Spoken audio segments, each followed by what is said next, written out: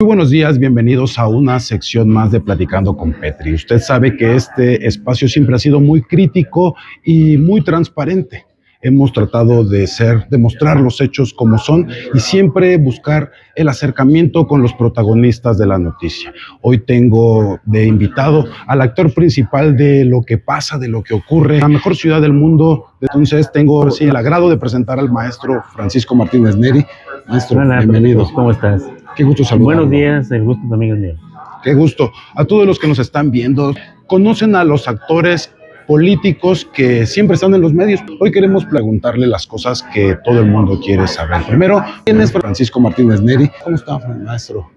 Pues mira, bien. Francisco Martínez Neri es un hombre del pueblo, podríamos decir, que como cualquier otro hombre del pueblo, de pronto sale de su población para incursionar en la vida estudiantil, más adelante ser un profesionista y más adelante elegir el camino del servicio como una parte importante de su vida.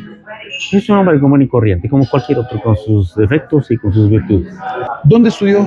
¿Dónde estudió usted, maestro? Estudié en el Politécnico en mi primera carrera. Yo me fui a los 11 años. A los 11 años de Oaxaca. Me fui de Oaxaca a los 11 años. Estudié allí mi carrera, mis estudios prevocacionales, que son los de secundaria, los vocacionales, que son las de prepa, y los profesionales, todo en el Instituto Politécnico Nacional. ¿Tiene usted alguna otra profesión? Sí, soy abogado también. La carrera de abogado la estudié aquí en la Universidad Autónoma Benito Juárez de Oaxaca. Y ahí empezó todo su carrera política, sí, por decirlo. Claro, yo creo que la cuna de mi actividad política es la Universidad Autónoma Benito Juárez de Oaxaca. ¿Cómo fue su juventud, maestro? Una juventud, pues como toda persona que va a la Ciudad de México en busca de oportunidades, en este caso en búsqueda de estudios, pues una vida con ciertas privaciones. Porque éramos varios hermanos que fuimos allá en búsqueda de estudios, en búsqueda de fortuna, y siempre el no tener un trabajo, el tener que depender del hermano mayor, pues tiene privaciones de carácter económico. Pero fuera de eso, yo creo que como cualquier otro joven, una relación con los compañeros, con los amigos, con la gente, que me permitió establecer relaciones venturosas. Ok. Cuando usted entró aquí a la universidad, ¿cómo fue que empezó a entrarle a la política? ¿Cómo fue que se empapó? Bueno, a mí siempre me interesó la política.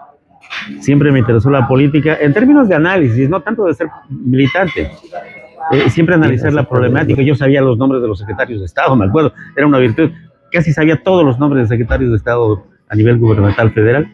Y entonces me empieza a gustar la política, porque además debo decirte, el hermano mayor mío era un hombre muy leído, que fue rector también de la universidad, por cierto, Felipe Martínez Soriano, y llevaba a casa libros, revistas, periódicos de los movimientos de aquella época del 59, de los maestros, de los médicos, de aquellos movimientos ferrocarrileros. Y entonces ahí yo me interesaba por leer y me documentaba. Después de la universidad, me imagino que la política local lo empuja. ¿Qué siguió después? Usted fue primero rector. Y de allí me invita el PRD como un candidato externo, porque yo no tenía militancia en el PRD. Me invita a concursar para ser diputado local y pues gano la elección. Y de ahí vinieron otras oportunidades más, pero ahí fue el inicio, después de la rectoría de la universidad. Un periodo. Un periodo. ¿Cuál fue lo mejor que usted logró ahí como rector? Como rector, yo creo que lo mejor que logré fue la acreditación de los planes y programas de estudio. La acreditación la otorga una institución externa, en este caso los llamados comités interinstitucionales de investigación de educación superior, CIES por sus siglas. Y entonces yo invité, obviamente previo trabajo en la universidad, invité a esta organización para que evaluara los programas de estudio de la universidad y los calificara y los acreditara. Por eso digo yo que una aportación importante fue que prácticamente la mitad de los programas de estudio de la universidad los logramos acreditar en un periodo. Ese fue un logro importantísimo. Antes quiero comentarte que un logro importantísimo en la universidad fue la infraestructura. La mejoraron. Extraordinariamente. Debo decirte, porque tengo datos sobre eso, que prácticamente la mitad de lo que era ciudad universitaria, más bien del 100% de lo que era ciudad universitaria que yo recibo, otra mitad más la logro hacer. un 50%. Un 50%. O sea, una infraestructura amplísima de metros cuadrados. Y de ahí, de la Diputación Local, también me invitan otra vez. Me invitan a ser diputado federal. Concurso, y bueno, gano la elección federal, que por cierto, había actores políticos dentro del partido hegemónico en ese momento, que decían, no, pues, ¿qué le va a poder hacer a quien es gobernador ahora y que va a postular a una persona muy cercana a él? Y no va a pasar nada. Pero sí, gané la elección. Fue a las urnas y ganó. Exactamente. Siempre he participado en urnas, como director de la Facultad de Contaduría, como rector, como diputado local, como diputado federal y como presidente municipal. Siempre he ido a las urnas. Siempre. Y hemos ganado. Eso es muy interesante. Digo porque también se pasa por ser plurinominal, ¿no? Que me parece que ha sido interesante también el hecho de ir a la confrontación electoral. Era directo, ¿no? Maestro, ¿usted siempre ha sido de izquierda? Siempre. Te decía que mis hermanos tenían esa inclinación. Entonces yo leía pues, muchas revistas y muchos periódicos que tenían que ver con la izquierda, volantes, que se acostumbraban mucho los volantes. Pues ahí me fui formando, además de las lecturas que hacían en esa época. Yo recuerdo un libro de Máximo Gorki que se llama La Madre, que es la historia de una mujer que tiene un hijo que se concientiza y lleva a cabo trabajos importantes por ayudar a sus compañeros en una fábrica. Okay. Y bueno, esa fue mi formación. Esa fue la formación de izquierda. Sí. Ahí ya en la bancada, ¿cuáles fueron sus acuerdos en ese periodo? Me gustaría que la gente supiera cuáles fueron los acuerdos, porque muchos de ellos también van y no hacen nada. Pasan de muerte. Claro, fíjate que en la Diputación Federal, para tocar ese tema, me tocó ser coordinador de la fracción parlamentaria del PRD. Y como consecuencia me tocó ser presidente de la Junta de Coordinación Política, que es el cargo más importante que hay a nivel nacional en la Cámara de Diputados. Y entonces estaba en constante relación con mis compañeros diputados, con los 500 diputados, y me tocaba dirigir. Y en ese sentido, pues los acuerdos ahí eran permanentes. Todos los martes o los miércoles conversábamos, platicábamos. Y desde luego también en esa función como diputado me tocó ayudar a muchos pueblos. En Oaxaca pues hicimos mucha infraestructura, en el Valle por ejemplo, ¿no? Y en todas partes.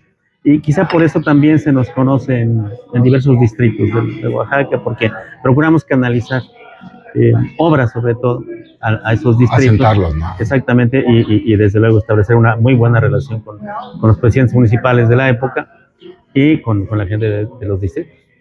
Este trabajo lo llevó a ser presidente municipal. ¿Cómo encontró el municipio, maestro? Fíjate que hace unos días me preguntaba un periodista, oiga, si usted hubiera sabido cómo iba a recibir, le hubiera entrado al asunto.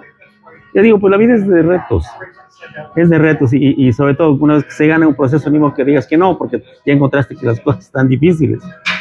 Eso no puede ser. Pero encontré un municipio con muchos problemas de deuda sobre todo en principio. Y luego me estalla el problema de la basura. Dos grandes retos que van a sellar propiamente la vida de este municipio y que desde luego constituyeron o han constituido las actividades que más me han ocupado. Esos son dos grandes problemas. ¿Cómo caminarlos? Sí, procesos de negociación con los proveedores, por ejemplo, para poder resolver el problema de los pagos de deuda, platicar con ellos, convenir, lograr algunas quitas, obtener recursos desde luego de la federación y administrarlos bien. Ese fue el manejo que dimos a la deuda. Hoy día hemos prácticamente ya casi terminado de pagar la deuda, y por otra parte, en lo que se refiere al asunto de los residuos sólidos urbanos, pues estar en comunicación permanente con los municipios, buscar salidas, buscar soluciones, que es un asunto que todavía no se ha resuelto del todo, porque todavía no tenemos lugar para poder depositar. Pero tenía entendido que el lugar del basurero era propiedad del municipio. Sí, es propiedad del municipio. Es propiedad. Entonces, lo que pasa es que se asentaron allí grupos de personas que a la hora buena, pues el hecho de depositar residuos ahí les afectó en su vida personal. Okay. Pero digamos, primero llegó el basurero y después llegaron las... ¿Con el cabildo? ¿Cuál es la relación? Con el cabildo, muy bien. Yo creo que en este momento a diferencia de otros municipios, e inclusive del propio municipio de Oaxaca, pero en otro tiempo, no hay divisiones, no hay esos choques, no hay esos dos grandes bloques o tres grandes bloques, como luego suele observarse, ¿no? Hoy estamos unificados, tenemos discrepancias, desde luego, como es natural, y más con la oposición que está dentro del propio municipio, pero nos entendemos perfectamente, nos entendemos y yo diría que hay paz, que hay armonía y que sabemos por lo que vamos. Esto es, los objetivos fundamentales son la ciudad de Oaxaca, su paz y su tranquilidad. Hicimos una encuesta ahí en redes sociales, sacamos los 3 puntos más importantes: la basura, la seguridad y el ambulantaje. Me gustaría claro. que lo platicáramos. Los playones Sí, llenos de basura. Sí, por supuesto. Había un playón lleno de basura, de los particulares que recogen basura y que pues al no poder tener dónde tirarla, pues la tiraban en el playón. Eso lo tuvimos que recoger nosotros y el gobierno del estado en un trabajo conjunto. Y digamos que ese reto, afortunadamente, en este momento lo tenemos bajo control. Es decir, tú sales a la calle y no encuentras montones de basura o no encuentras un problema serio. Desde luego, un problema que no está resuelto siempre tiene sus residuos por ahí. Pero y este problema va a ser resuelto dentro de poco tiempo. El gobernador ha mencionado que en 3 meses estaría resuelto el asunto. Yo tengo confianza en ello y esto nos va a permitir ya hablar del pasado, pero aprovechar muchas lecciones de ello. Por ejemplo, la separación de los residuos, que es un éxito muy importante. Y lo hemos logrado en un 95% y estamos aprovechando ese residuo orgánico para llevarlo a los campos y para tratar de regenerar la tierra. Y eso es bien importante porque tiene una repercusión favorable para la producción de alimentos. Muy mediáticamente se ha hablado de la inversión que ha hecho el municipio para contrarrestar este asunto de los residuos sólidos. Sí, yo he dicho que efectivamente hemos gastado mucho dinero. El año que cerró, el año 2023, gastamos cerca de 250 millones de pesos. Y yo le digo a la gente, yo prefiero gastar ese dinero bien administrado, bien habido, resolviendo un problema y no dejarte la basura en tu casa o en las calles. El dinero es para aplicarse y resolver problemas, y así lo hemos hecho. Segundo tema importante, la seguridad.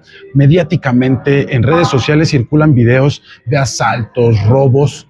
¿Cómo está trabajando el municipio para brindarnos seguridad? Sí, bueno, en principio ante esa problemática estamos trabajando de manera coordinada con la Federación, el Estado y el propio municipio. A pesar de ello, hay esa incidencia, ¿no? Claro, no estamos afortunadamente también en el papel de ser una ciudad como Colima, de ser un estado como el de Chiapas, como Guerrero, como Michoacán, Tamaulipas, ¿les digo? No tenemos ese problema, pero hay incidencia, y desde luego es bien mediático. Por ejemplo, ayer fue muy mediático el hecho de que en un multifamiliar entran amantes de lo ajeno y le quitan las llantas, creo que a 3 o 4 carros. Fue muy mediático.